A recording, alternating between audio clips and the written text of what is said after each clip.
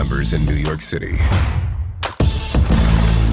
And a brutal reputation that stunned even law enforcement. They had to go to the extreme to prove themselves to the other gangs that they could compete with them in the streets or drug sales. They attacked their rivals with machetes, common weapons in the Dominican Republic, but rarely seen in this urban jungle. We used to carry a Macheteeh in our pants, our book bag, our sleeves. Wherever we could have fit it, we would have carried it. Armed, dangerous, and in control of New York, the Trinitarios were anxious to expand their territory.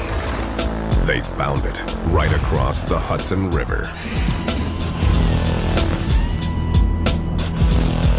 For years, New Jersey had attracted Dominicans who craved the advantages of the city, but with a lower cost of living.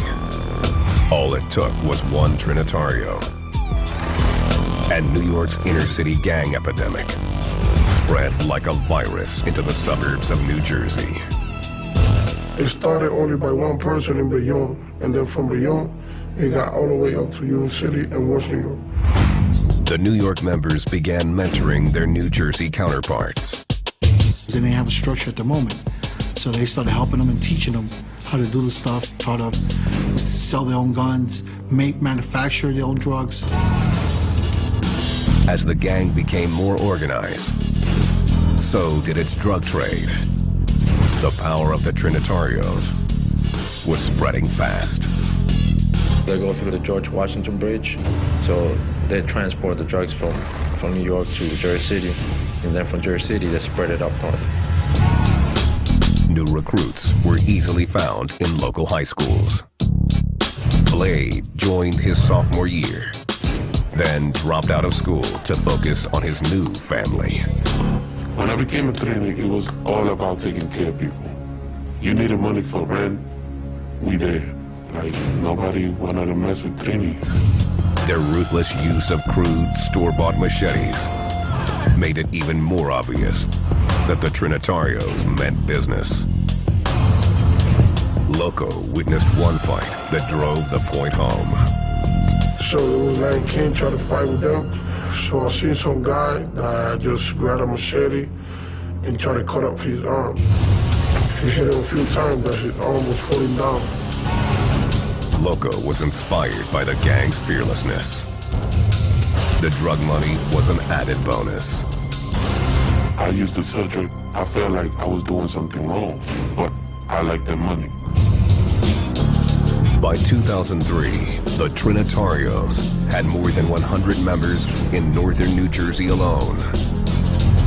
Though the gang had long been in the sights of New York City PD, their growing numbers were still a secret across the Hudson. It would take a cold-blooded killing before New Jersey authorities got the message. And it was so quick. I mean, it was just like wildfire. It just started spreading all over Hudson County.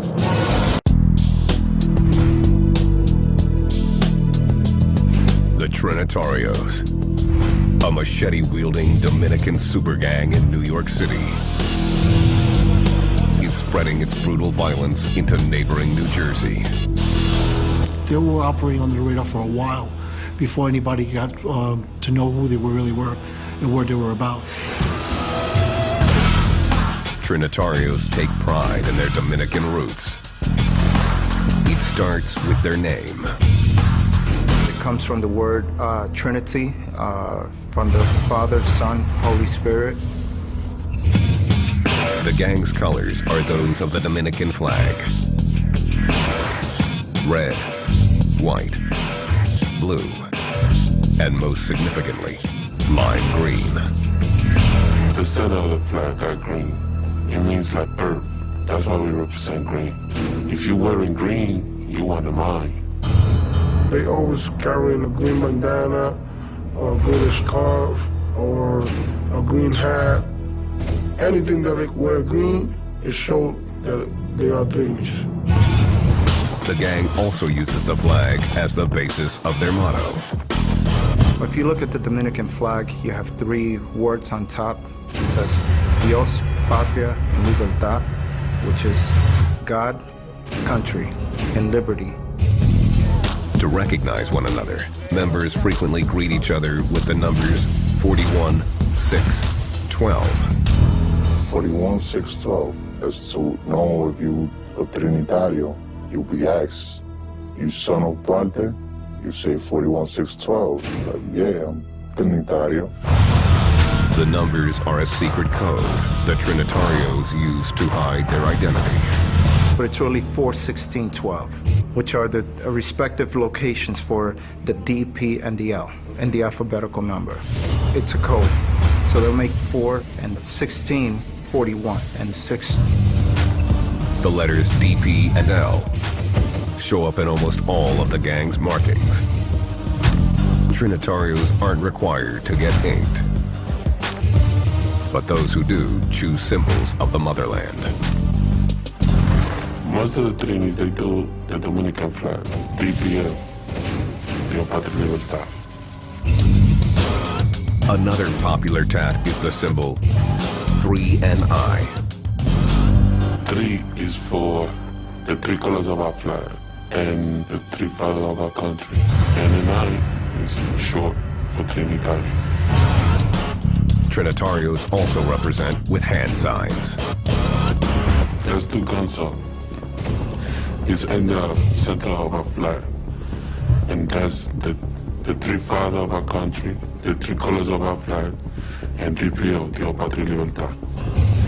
That's the D for Trinis. And it's like a cross, because our flag have like a cross that divide the colors. The Trinitarios are highly organized and enforce strict rules. I want to say maybe second to the Latin Kings. They're probably the most structured gang. All of the gang's chapters are organized the same way. Trinitario structure, everything is 3. So there's 3 top, then you break it down into 3 heads for each chapter.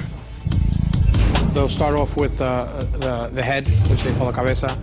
They'll have a secretary, they'll have a treasurer, they'll have security, they'll have an enforcer. There is even an advisor who handles the members' personal business.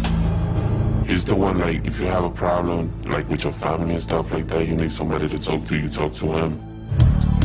Leaders who get busted are quickly replaced. If I get sent upstate, whoever's second is first, third is second, and third will be a new man, you know? Trinitarios initiate some recruits with beat-ins. Others just need a good recommendation from a trusted crew member. If they know you already put in work, you know you fight and all that, they will make you go through that hassle. You're like, oh, I know him, man, he gets down. All members must learn and obey the gang's basic code. The 7 points.